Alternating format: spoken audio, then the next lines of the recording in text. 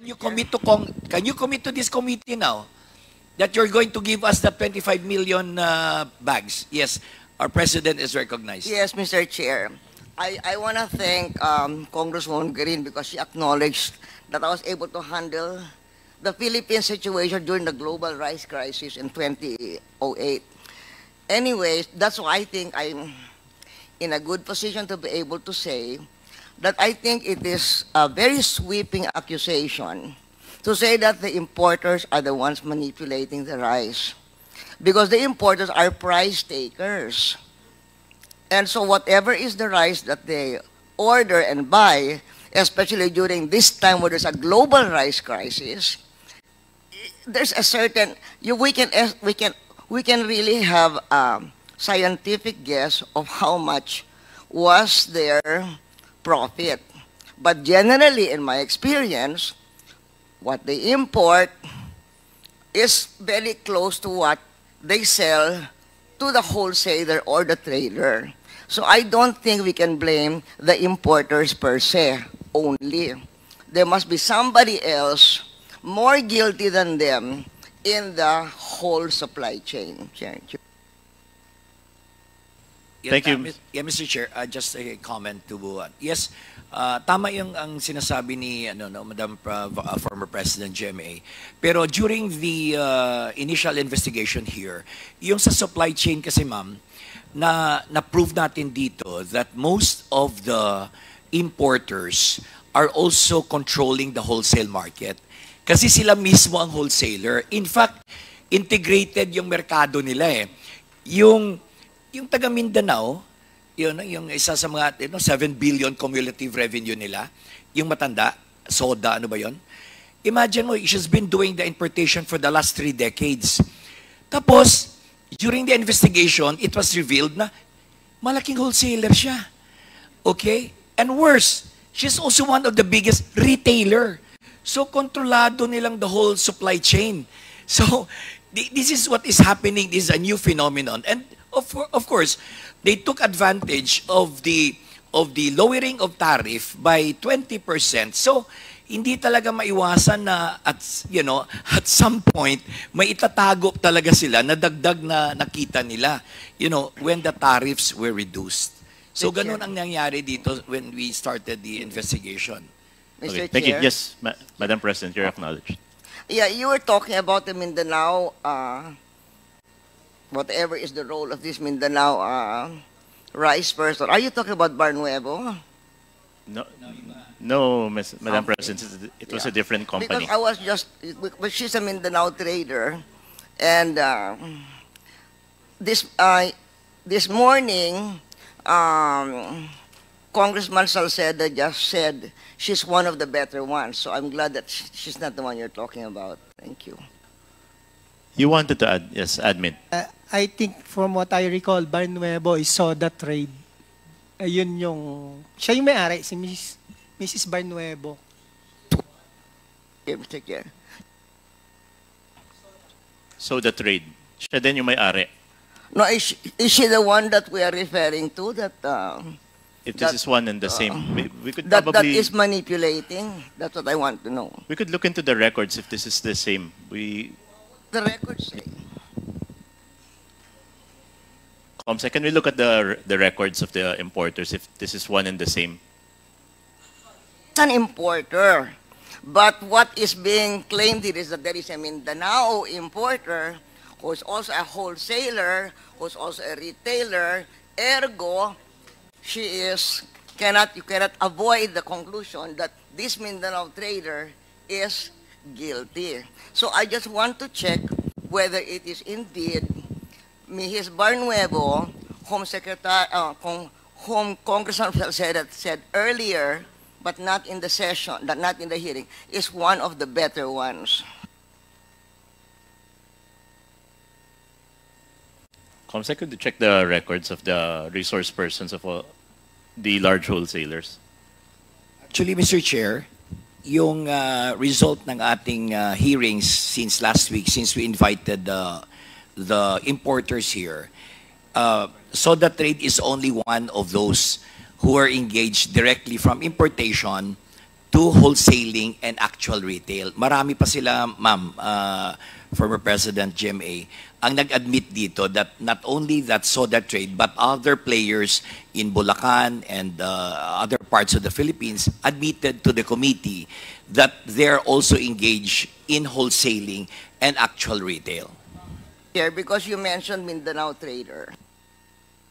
No, it's more than that, Madam President. We've also discussed during the last Quinta Committee that some of these large importers, wholesalers, traders have a monopoly until, I think, almost until the retail. So they have a monopoly in that supply chain. And I think there is an allegation that they are also the creditors to some of our farmers for the contract growing. Well, I'm not so sure who was able to give that allegation, or they were able to deduce that they could also act as creditors somewhere within the whole supply chain. Anyway, A very important point, Mr. Chair, because we may be putting our blame on the wrong party, and how will we solve this problem, especially in the immediate run? Are we going to raid the importers also? Is that going to solve our problem before New Year? Right now, our problem is solving it before New Year. Okay. If we put the blame on the wrong parties, then we will go farther away from the solution. And I'm telling you this as someone who's been there, done that. Thank you, Madam President. Okay, I think it would be good for us to get back to the topic that Congressman Garin is asking NFA with regards to the selling of how much? Their inventory by December and January, so that we will be able to stabilize the rice prices amid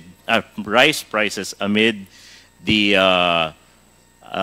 assumed demand during this holiday season. On record, what could NFA actually commit to the committee, especially to those who, I think during that meeting you said that you wanted to correct the records that you were able to dispose of.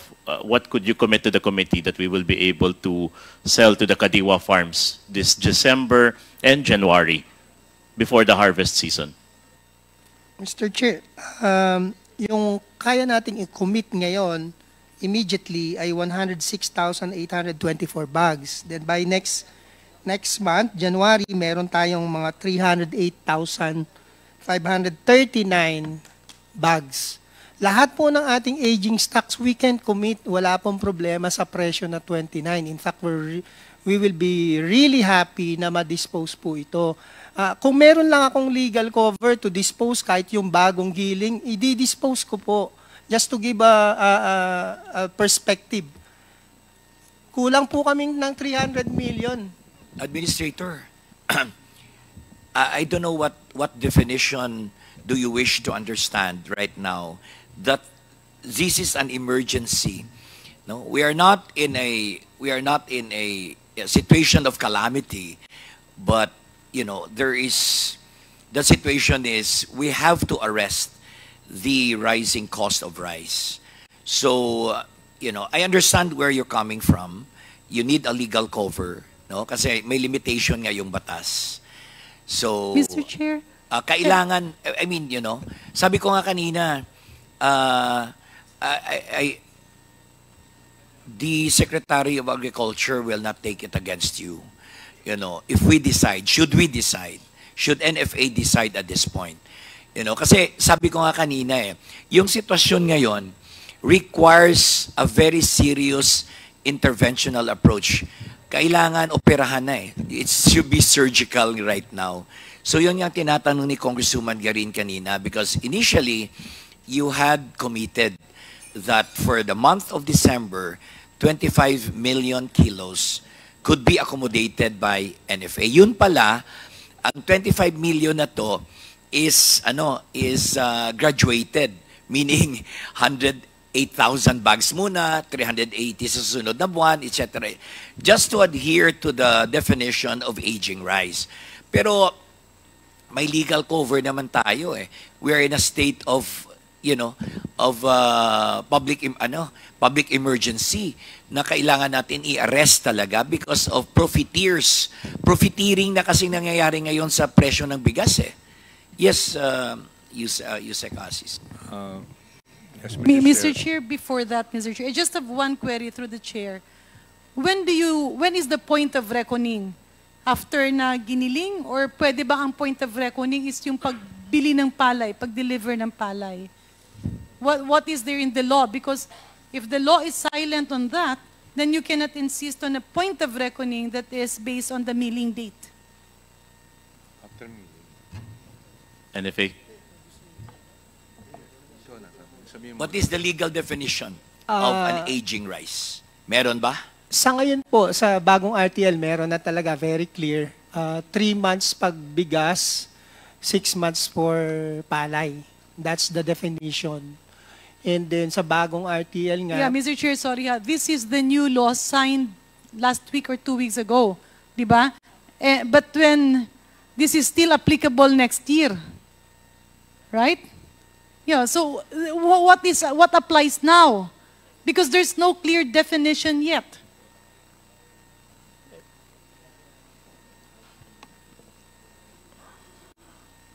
ang reckoning po ng pagbilang nung pag umabot ng 3 months ay yung from the date of milling. Where is that in the provision, Mr. Chair? Can you point that in the law? Nasa batas ba siya?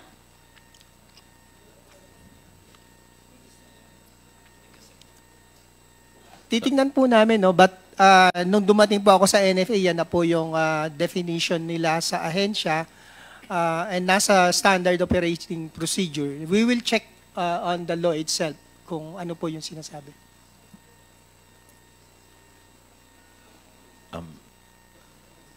Kasi, Mr. Chairman, kasi if your hands are tied by this legal obstacle, yun yung sinasabi ko kanina eh. You know, the justification for NFA to intervene sa market is because of, you know, profiteering condition right now, Administrator. Alam naman natin, kawawa na talaga ang taong bayan, no? Kailangan ng gobyerno na i-disrupt ang merkado. So, government has to play the role of a market disruptor, you know, if only to bring prices down. So, you know, alam nyo naman, you know, the free market forces, huwag tayong maniwala doon. Kasi, naging guest din natin dito sila lahat. Wala namang nag-commit sa kanila na ibaba ang presyo ng ng bigas eh. Did you hear any of those players committing to this committee that they will bring down prices of rice? No one. Di ba, Mr. Chair? Wala eh. Who is willing to say before the committee, Mr. Chairman, you know, hero ako eh. So I want to bring down prices tomorrow. Kasi sila lahat nag-usap-usap eh. So, ganun lang ang situation ngayon. So if there is one clear justification why government should intervene is for NFA, you know, to disrupt the market and get rid of your stocks. Whether it's aging or not, the Filipino people need your cheap rice. Ganun lang kasimple yan, Mr. Chairman. Thank you. Thank you, Congressman Biron. Actually, I just wanted to add to it. Kasi yung market forces, we could rely on the market forces if we are assuming an efficient market. But we were able to already deduce from the several hearings that there are only 10 players. Okay? 10, just 10 entities. Baka iba dyan sa 10 entities, parehong pamilya din naman, control at least 28% of the market. So we could not say that we could rely on market forces to dictate the efficient or the optimal cost of rice, because it's obviously that they've cornered a quarter of the market already. And wouldn't that actually, on NFA or even in the Department of Agriculture's definition, be considered a time where we could introduce government intervention? Because well, there is a surging price of rice. Yes, Nia, admin. Yes, sir. Ganito na lamang po. Meron tayong kasabihan, sir. Anything that you cannot, meron tayong kasabihan. Anything that you cannot control, you cannot manage. So tama po kayo. Hindi natin basta maibaba yung presyo ng bigas ng ganon-ganon. Pero meron po tayong sariling control. Halimbawa, yung stocks po ng NIA sa aming contract farming. Pwede ho namin yun mabenta. Ang gawin na lamang po natin, dapat sa lahat ng market sa buong Pilipinas, gawin nating available yung sinasabi natin murang bigas. In the case of NIA, meron kaming 29 pesos and 45 pesos para sa rice for all, di ho ba? Kung lahat po sana ng LGUs, lahat ng LGUs ay maglagay ng kanilang pwesto sa kanilang sa kanilang public markets at bumili sa amin, and then ialaw kami ng batas na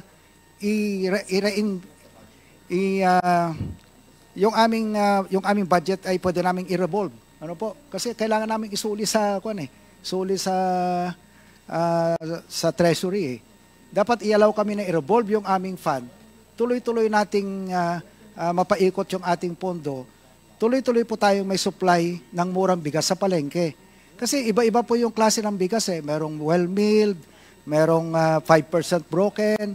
Hindi natin masasabi na maibaba natin. Ang importante lamang po sana na pagkailangan ng ating mga mamamayan ng murang bigas, meron doon sa palengke. At least yun ang kaya natin i-control. And the part of NIA, kaya po namin gawin yon. Basta, ang hiling lang namin sa Kongreso, ialaw kami na i-revolve yung aming pondo. Hindi namin isusuli sa Bureau of Treasury. Yun lamang po. Very simple lamang po yung aming kahilingan. Okay, thank you, admin.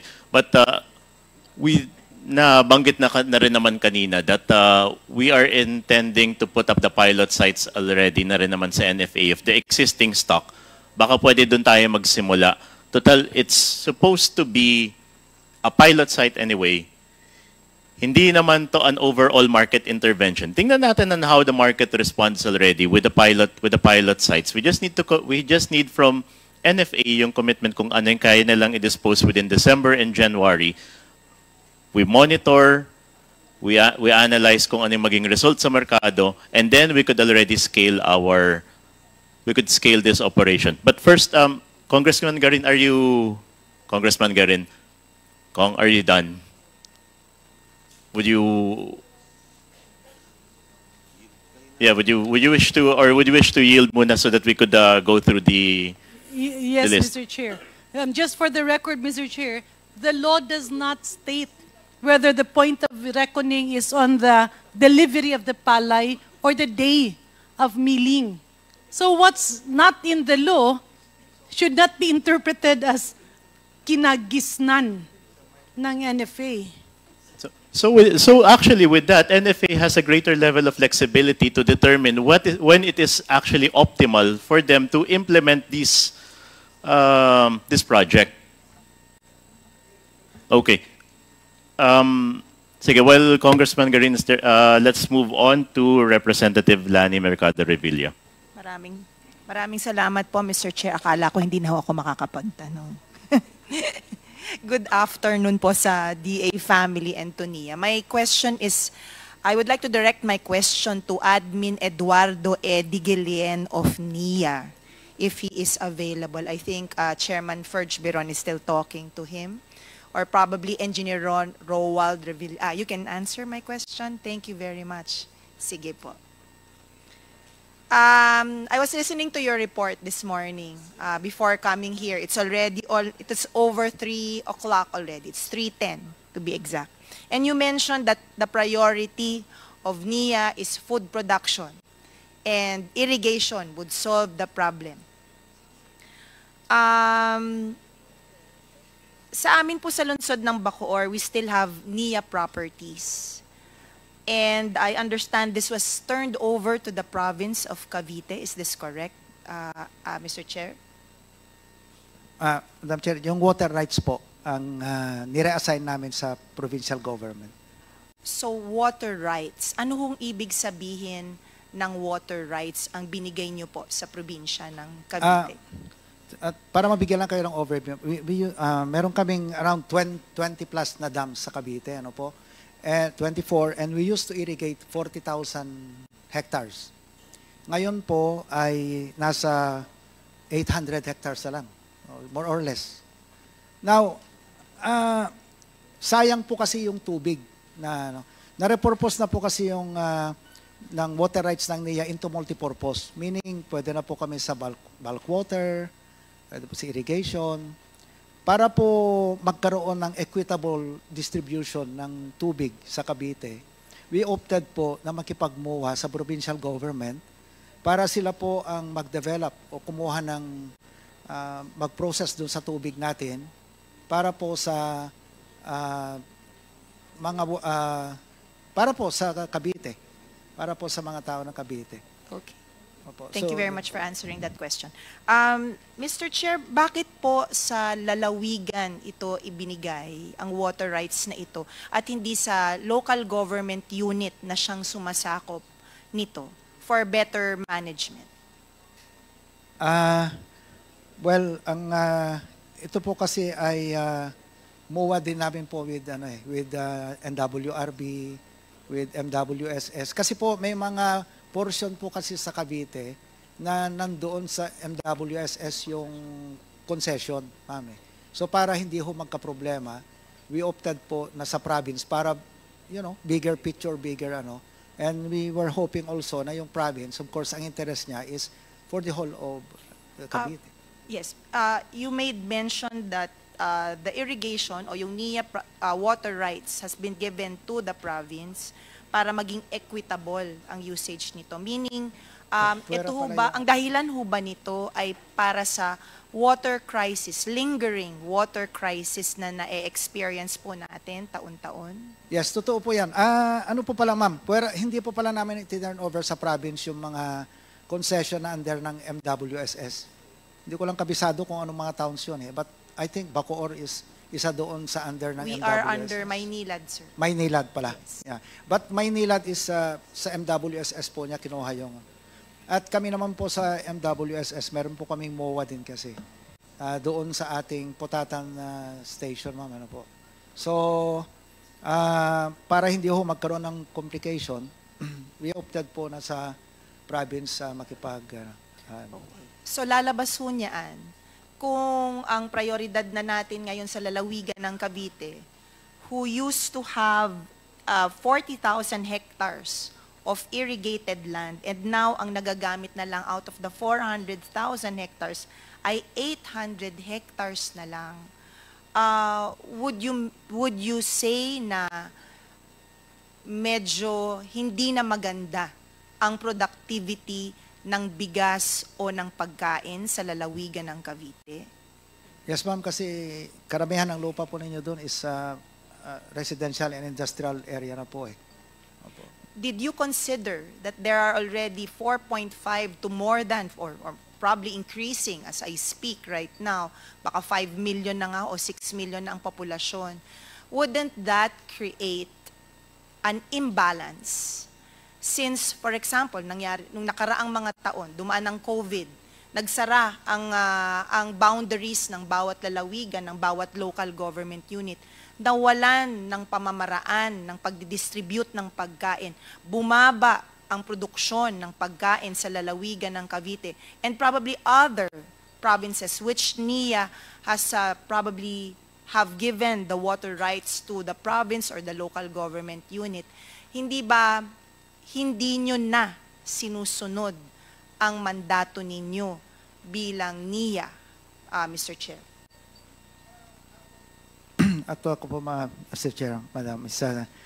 Ang reclassification po kasi ng lupa sa ating mga LGUs ay nakasalalay po sa local government units. I'm sorry, I would like to correct that.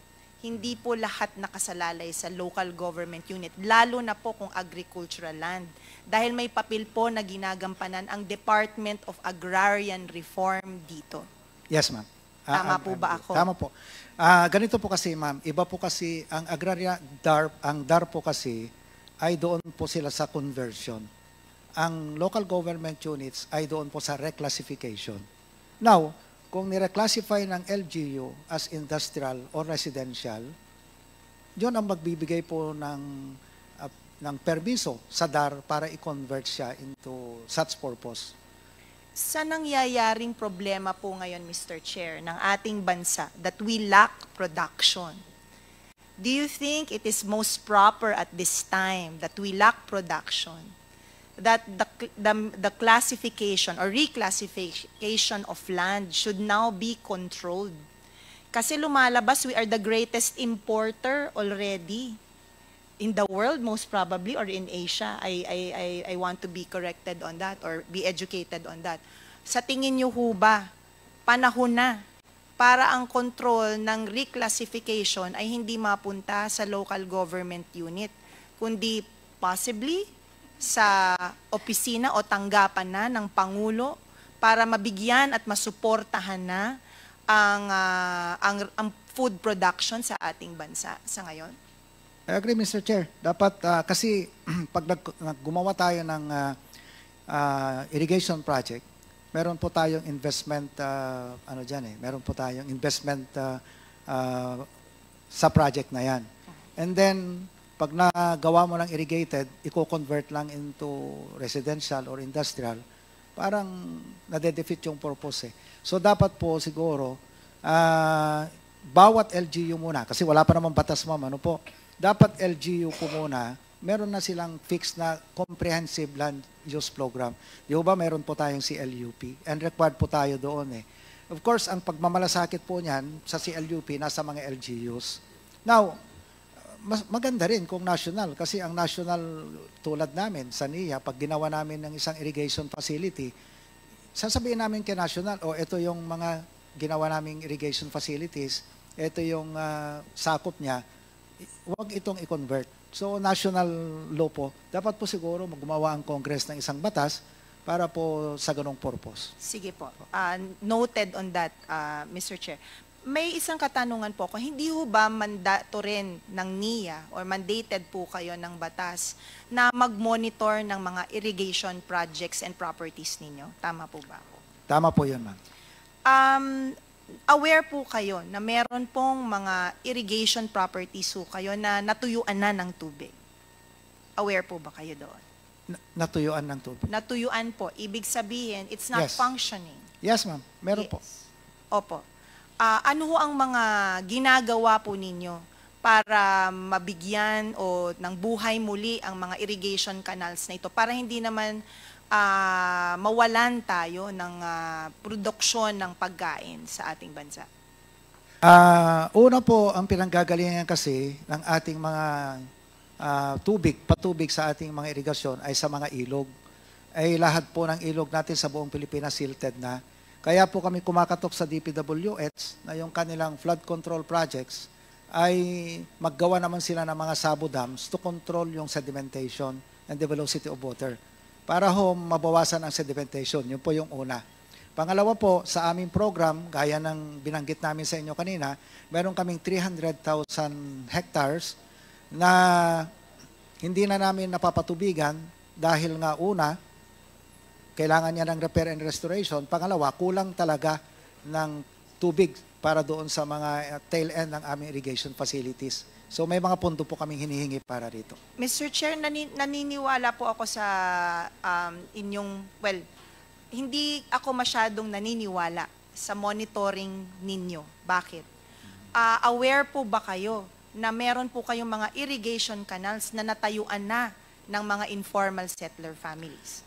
Yes, Madam Chair. In fact, kahit sa Cavite, yung aming putatan, irrigation, malaki yung kanal namin no? Nung chinek ko, may mga subdivision pa doon sa taas. So, pero itong term ko po, ma'am, sorry, is that pina-identify ko yung mga properties ng NIA at nagtayo po kami ng Asset Recovery Management Office para po sinisecure namin yung titles and then nawala na pong mangyayaring garon. So during my term, meron na po kaming... Mr. Chair, I would like to request NIA to provide us with a report of this irrigation properties na meron pong mga informal settler families which we have to relocate. Kasi paano natin bubuhayin ang irigasyon kung may mga pabahay na nandun at I'm sure Yung irrigation canals na yun, tinatapunan pa ng basura ng ating pong mga informal settler families, which is very sad. Bakit ko ito nasasabi? Dahil ito po ay nangyayari sa sarili kong distrito. Nung ako po ay alkalde, na-discover ko po ito at I was being required to relocate around 300 families in a certain area. I would name the barangay, it's Barangay Molino 2 in my district. And ang problema, hikahos na ho tayo sa pabahay. Kulang na tayo sa pabahay and bago tayo makapanlimos ng pabahay sa National Housing Authority, uunahin natin syempre yung mga nasunugan, tinamaan ng bagyo, tinamaan ng landslide at kung ano-ano pa. So I would like to request this chamber to demand NIA and give us a report on these properties dahil problema po ito. Kailangan po natin mag-resettle, kailangan natin buhayin ng irigasyon. Tama po ba ako, Mr. Chair? Mr. Chair, tama yes, po. Nia, please comply. And maybe if you could submit to this committee. Yeah. In fact, in Cavite, Mr. Chair, dahil wala naman ako yung pinapatubigan doon, ang proposal pa nga namin, yung aming kanal, malapad po eh. And then 17 kilometers siya mahigit. Ano po ang proposal ninyo, Mr. Chair? Ang proposal sana namin kung gagawing daan, gagawing kalsada ng Cavite. Gusto naming turn over nga sa inyo para gawing kalsada kasi magkukross siya sa mga matraffic na mga areas eh. Kung maklear po yon, willing po kami na pag-uusapan, baka mapakinabangan po ng at least magawang kalsada para mabawasan ang traffic. Dahil tuyo na po ang mga kanal na ito. Opo, hindi naman namin na ginagamit. Hindi na siya functional, ma'am. I think we should really have an inventory of these areas kasi lumalabas ito, usable pa ba? Kung hindi usable, baka pwede nang baguhin ang pagpaplano para sa mga irrigation canals na ito. Dahil alam ko meron pong mga irrigation canals na nabili na ho ng mga commercial establishments at gagawin ng mga malls o kaya commercial buildings. Tama po ba ako, Mr. Chair? Tama po, Mr. Chair. In fact, again, ulitin ko, kung matulungan kami ng local government unit sa ganung paraan, again, una, pwede naming i-turn over sa inyo yung through MUA at sana mabigyan lang kami ng certain portion para sa pabahay ng ating Pangulo naman. Isa pa hong tanong, Mr. Chair. Aware po kayo na sa aming pong distrito na meron pa hong existing na 182 hectares under the SAF-DC ng Bacoor? Tama pa ho ba yung inyong data on this? Kasi yun po ang nakikita ho namin sa comprehensive land use plan ng aming Yes, pong meron. distrito. Actually, meron pang natitira. Ito yung Strategic Agriculture and Fisheries Development Zone ng Bacoor. So meron pa pong area. Opo. Aware din po kayo na meron pa rin ho tayong Molino irrigation system. Yes, Okay. ma'am. Aware din po ba kayo na marami po sa mga irrigation canals na ito ay pinatay nyo na at hindi na nagagamit ng agricultural sector para makapagtanim dahil kayo po ay nautusang patayin ito? Not in my term, hindi po ako... Pero totoong pinatay na ang irigasyon. It's just a yes or a no. Pinatay po ba? O natatakot ho kayong magsalita, Mr. Chair? Nia, please respond. Check ko po, ma'am. I will check. What do you mean by you will check? Well, para ho, tama po yung sasagot ko, sir. Papa-evaluate ko po yung irrigation canal kung... Mr. Chair, I am aware that the irrigation system in my district has slowly been stopped due to conversion. Although the intent of the local government unit is to preserve certain areas, and it is inside our CLUP na makikita po na nandun, nakalagay na green. Ito po ay for agricultural because we want to maintain the balance in our local government unit to provide food. At wag patayin totally ang agricultural sector dahil mahal ho namin ang mga magsasaka. But unfortunately, dahil po sa mga investors at sa mga land developers, ito po ay minsan ay nape-pressure po ang ibang departamento ng ating gobyerno na patayin ang patubig, minsan ay patayan pa ng kuryente para lang matupad yung kanilang hangarin na mag-develop ng mga lupang ito. That is progress, that is development. Pero yun nga, ang nagsasuffer ay ang ating food production, pagkain. So I think we should focus on that again, Mr. Chair. Dahil tila yun ang, ano bang direksyon ang pupuntahan ng agricultural sector? Magpapadami ho ba tayo ng subdivisions? Magpapadami ba tayo ng commercial establishments? O tututukan natin kung ano na ang existing na agricultural properties ngayon, pagyamanin ang irigasyon, pagyamanin ang mga magsasaka, pagyamanin ang mga fisher folk natin para hindi mamatay ang food production sa ating bansa? I think we should set priorities on that, Mr. Chair. May penalties ho ba? O may batas ho ba tayo na nagsasaad na pinagbabawal ang pagpatay ng irigasyon sa mga agricultural lands dito po sa ating bansa? I do believe there is. And the penalty should be implemented. And there should be, DA, are you doing your job to monitor itong mga pagpatay ng irigasyon na ito? Kasi ang mandato po ninyo is to prioritize food production. How can you prioritize food production if irrigation is being killed in certain areas? DA, please respond.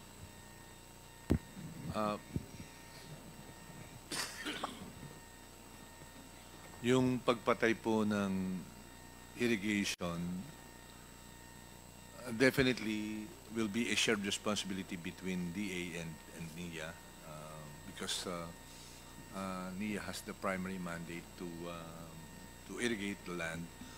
Ang isa pong pwedeng tingnan namin sa ngayon, and thank you for reminding us, yung pong illegal conversion of land. Kasi yung illegal conversion po, sa pagkakaalam ko, although this law is being implemented by the Department of Agrarian Reform, has penal provisions. And my understanding, at least what I know from the field, is that the taking out of irrigation facility is a prelude often to illegal land conversion.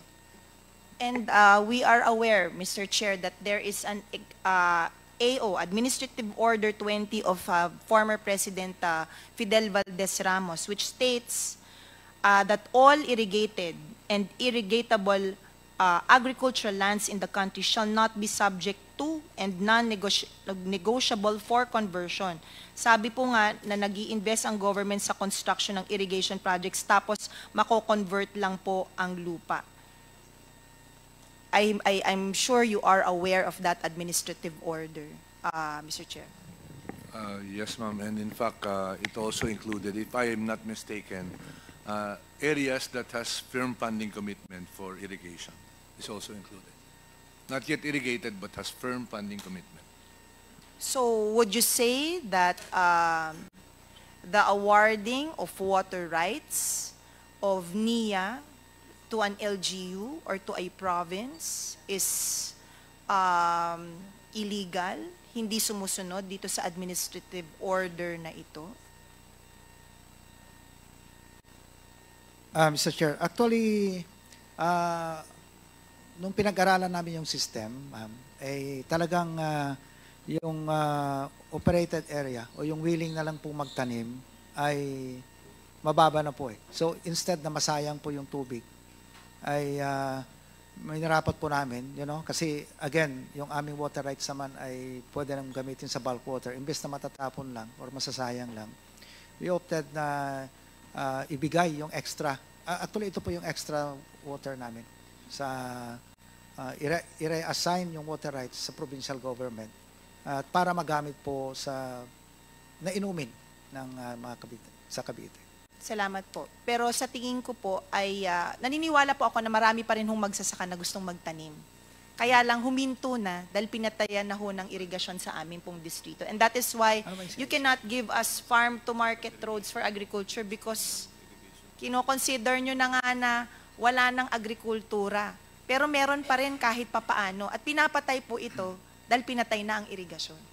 Yun po ang katotohanan sa aming distrito. And I would like to put that on record. Thank you very much, Mr. Chair. And I hope NIA and DA can assist us on this dahil meron ho kayong may tanggapan po kayo sa aming munisipyo, Department of Agriculture. Yun nga lang, nagfo-focus na lang sila sa fisheries. ang pagsasaka ay medyo isinasantabi na dahil pinatay na nga po ang irigasyon. And since I sat here as a representative of my district 2010, nagpa-plot po ako ng farm to market road sa aming distrito. Pero sasabihan po ako ng mga datihan ng mga kongresista na, Lani, hindi na pwedeng maglagay ng farm to market road dyan dahil papatayin na ang irigasyon. And that happened since then on when I was seated here. And that is the reality, Mr. Chair. Maraming salamat po. Thank you, Representative Revilla. So yes, to the DA and to the NIA, if you will be able to submit to the committee the reports and allegations regarding yung turning off yung irrigation. Actually, we're done, but I think Congressman Viron wanted Yes, to say something. our NIA administrator. Yes. Kanina, admin, may pinakita kayo doon, no, na app, no, monitoring the condition of solar-powered areas, no, solar-powered irrigation facilities. And nakita ko doon, the AI also includes program for spraying schedule, spraying instruction. Anong ibig sabihin doon? When you do spraying schedule, are you doing that by drone? By ano ba? Kasi, you know, if we adopt the technology provided by Israel, kompleto sila eh. So may drone monitoring sila, may satellite monitoring, and then drone din ang nag-spray, drone din ang nagmo-monitor when is the ideal harvest time, etc., etc. So far, ano ba ang technology that you had employed, and how much did it cost government? Actually, Mr. Chair, yung system namin is na-develop po ng Israel, Israel technology po yun. Yun pong sinasabi ko kanina na masasabi naman kung kailan mag-spray kasi depende sa weather. Baka mahangin masyado or may ulan na darating para masabihan namin yung farmer kung kailan mag-spray. Yung pong paggamit ng drone doon, ito ginagamit ko sa akin. Kasi naka-GIS system po siya. Ang kagandahan ng system namin, hindi ibig sabihin na lahat ng area kailangan niya ng pag-spray. Nakikita namin kung saan lamang yung area. So pwede mo po yung i-program sa drone para pagbitaw mo ng drone, yun lamang ang kanyang isprayan. So, malaking tipid din po ito. Dahil instead na mag-apply ka sa buong area ng pesticide, kung pesticide or fertilizer, pinpointed na po ito. Ang costing po ng 1 hectare dito is 1 million pesos per hectare. When you say costing, anong facility piniprovide? 1 million, what covers the 1 million? Ang minimum area po namin is 10 hectares. So, minimum area po na malagyan namin is 10 hectares, 10 million per system. Ang coverage po is yung georesistivity kasi kailangan mo po na pong makita kung may tubig o wala doon sa area. Hindi yung drill ka lang ng drill. And then yung development po ng well, yung paglagay ng pipe, of course yung pump niya, yung solar panel, solar pump, yung perimeter fence, yung fertigation. May fertigation po ito eh. And drip irrigation. So, okay. So, may drip irrigation kayo. So, kasama na to 1 million per hectare? Yes po. Kasama yung the software, hardware, yes, and all the facilities. Yes, so, yes. For every area, 1 million each yon. So, if you have X number of hectares spread over the Philippines, na you do this special irrigation, ganon ang cost na yes, sa gobyerno?